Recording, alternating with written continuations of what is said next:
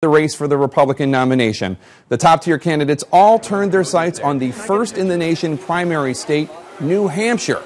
Rick Perry, Mitt Romney, and Michelle Bachmann all spent time in the live free or die state, and one candidate staking everything on a strong showing in New Hampshire is former Utah Governor Jon Huntsman. I spoke with him earlier. And joining me now from San Diego is the former governor of Utah and former U.S. ambassador to China, Jon Huntsman. Governor, thanks for joining us. Thank you, Jake. Honored to be here. So, Governor, last week on this program, your Republican colleague, former Minnesota Governor Tim Pawlenty, dropped out of the race. And this is what he said, quote, "What I brought forward, I thought, was a rational, established, credible, strong record of results based on experience governing two-term governors of a blue state. But I think the audience, so to speak, was looking for something different." Isn't Governor Pawlenty describing the same problem you're having on the campaign trail right now?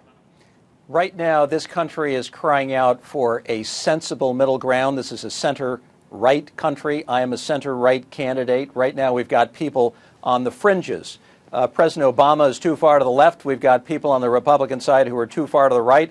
And we have zero substance. We have no good ideas that are being circulated or talked about that will allow this country to get back on its feet economically so that we can begin creating jobs. You've said that President Obama is out of ideas on the economy. What are your ideas?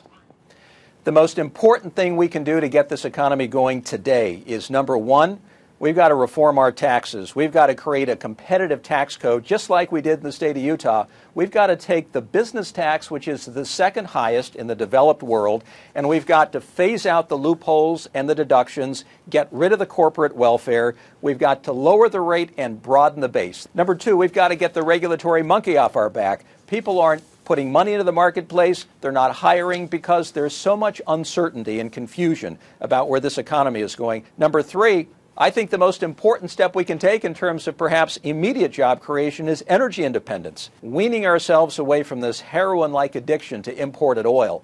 Those are the three things that I would drop on the doorstep of Congress the day that I'm elected president. You instituted a flatter tax system in Utah as governor, bringing rates to 5%. But your critics say that the flat tax system in Utah raised taxes on the middle class while essentially cutting them for wealthier individuals in Utah, such as yourself. How could you institute a flat tax across the country without raising taxes on the middle class?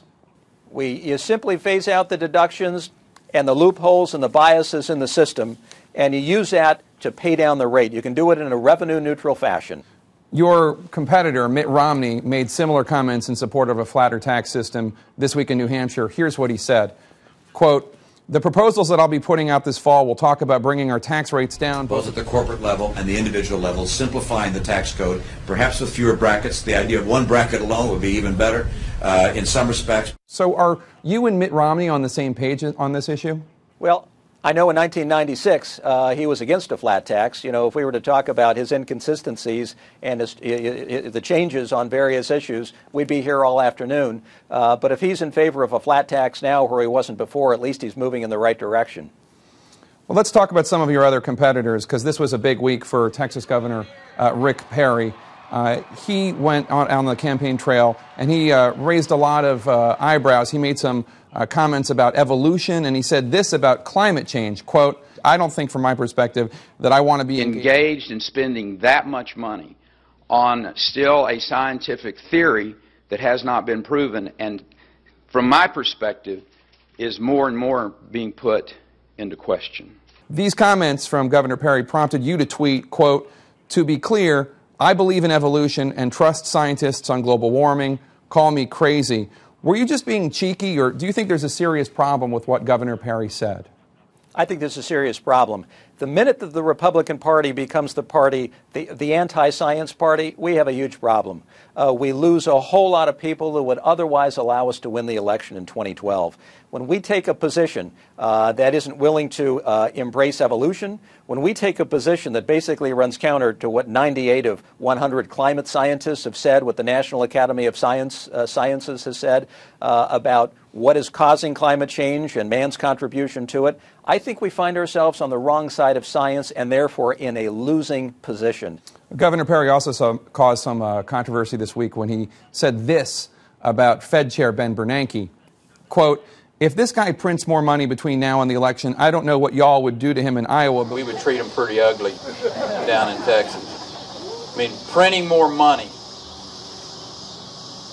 to play politics at this particular time in American history is almost treacherous, or treasonous, in my opinion. The former Bush political guru Karl Rove called that remark unpresidential. What do you think? Well, I don't know if that's pre-secession Texas or post-secession Texas, but in any event, I'm not sure that the average voter out there is going to hear that treasonous remark and say, that sounds like a presidential candidate. That sounds like someone who is serious on the issues. But it gets to a broader point of, the fact that, we've had so much hope and hype in politics the last little while. We found ourselves at the extreme ends of the political spectrum, and people are crying out for us to get back to some level of sensibility. And every time we have these sideshows take place, finger pointing and name calling, it takes us that much farther off the ball, which is fixing our core in this country, is getting our economy fixed and creating jobs. So do you think that Governor Perry is unelectable were he to get the Republican nomination? He would lose to President Obama? I think when you find yourself at an extreme end of the Republican Party, you make yourself unelectable. This week, Congresswoman Michelle Bachmann said at a town hall meeting in South Carolina that she would pursue energy policies that would send gas prices back down to levels not seen since early 2009. Quote, the day that the president became president... Gasoline was $1.79 a gallon. Look at what it is today. Under President Bachmann, you will see gasoline come down below $2 a gallon again. That will happen. Do you think that will happen? I just don't know what world that comment would come from. We live in the real world. It's grounded in reality. And gas prices just aren't going to rebound like that. But just as we are in a static world, that is completely unrealistic. And again, it's talking about things that, may pander to a particular group or sound good at the time, but it just simply is not founded in reality. You were one of the only, if not the only, Republican candidate to support the deal to raise the debt ceiling. You called Congresswoman Bachmann's position a, quote, crash and burn approach. Would you trust a President Bachmann to do the right thing with the economy? Well, I wouldn't necessarily trust any of my opponents right now who are on a recent debate stage with me when every single one of them would have allowed this country to default. You can imagine, even given the uncertainty of the marketplace the last several days and even the last couple of weeks, if we had defaulted the first time in the history of the greatest country that ever was, being 25% of the world's GDP and having the largest financial services sector in this world by a long shot, if we had defaulted, Jake, this marketplace would be in absolute turmoil. And people who are already losing enough as it is on their 401ks and retirement programs and home valuations, it would have been catastrophic. So I have to say that there was zero leadership on display in terms of my opponents, zero leadership on display in terms of the president, who should have used the bully pulpit well ahead of time. He should have walked away from the teleprompter. The people want you to speak from your heart and soul. Tell us where you want us to go. Tell us what you expect from Congress. Tell us what's on your mind. That never happened, and it waited until the 11th hour.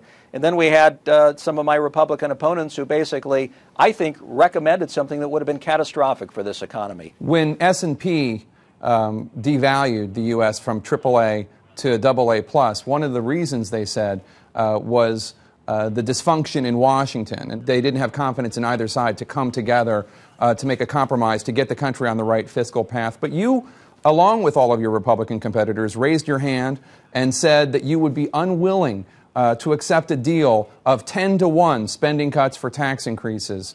That would be if you just eliminated the Bush tax cuts for those who make more than $1 million a year by one computation. That would be $6 trillion in spending cuts.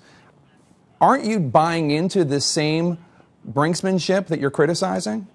Jake, it was a nonsense question. And the fact that you can even ask a question that is that important with such profound implications for the United States to answer by show of a raised hand, I mean, come on, what have debates gotten to in terms of how we discuss the truly important issues of the day?